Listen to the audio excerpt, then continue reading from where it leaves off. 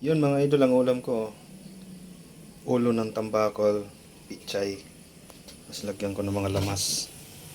Ayan, pakulo muna ako tubig, kamatis, sibuyas, tanglad, saka isang bell pepper. Kahit ang dahon ng sibuyas. So ilagay na natin mga idol dito.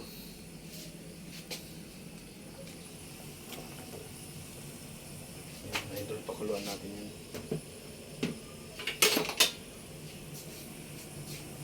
Pakuluan na natin yan mga idol.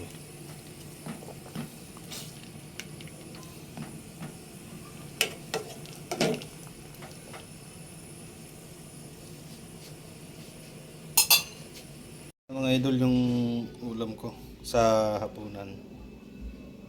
Ito sabaw. Kaya tayo. Kain tayo mga idol. Ito.